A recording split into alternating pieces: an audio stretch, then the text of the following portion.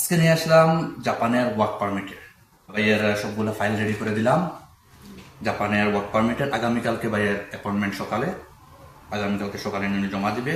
এখানে ওনার সবগুলা ডকুমেন্ট আছে, application form, certificate of eligibility, জাপানে ফাইল প্রসেসের জন্য যত ধরনের ডকুমেন্ট লাগছে সবগুলো এখানে আছে, A to Z। Ticket reservation, তারপরে চেম্বার অফ কমার্সও আপনার এনওসি আছে, ইকামা ট্রান্সলেশন, যাবতীয় যত ধরনের ডকুমেন্ট আছে সবগুলো আমরা এখানে রেডি করে দেবো। ভাই কি অবস্থা? আপনাকে স্বাগতম ভাই, আপনার ওয়ার্ক পারমিটে করে চলে আসছে। অ্যাপয়েন্টমেন্ট ডেটও খুব সহজে করে পেয়েছেন। সার্টিফিকেট অফ এলিজিবিলিটি যেটা, কতদিনের মতো সময় লাগছে আপনার আসতে? এটা 1 মাসের মতো। অ্যাপয়েন্টমেন্ট ডেট পাইতে তো মনে হয় বেশ একটা সময় লাগে না? বেশি সময় লাগছে না। ইনশাল্লাহ আগামীকালকে গিয়ে জমা দেন। আর এক সপ্তাহ পরে আরেকটা ভিডিও আমরা দিচ্ছি ভাইয়ের হাতে ভিসা নিয়ে। এক সপ্তাহের মতো সময় লাগবে জমা দেওয়ার পরে।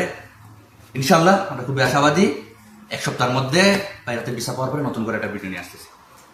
ইনশাল্লাহ ভাই, আপনার সবগুলো ডকুমেন্ট এখানে, পাসপোর্ট এবং ছবি এগুলো আছে।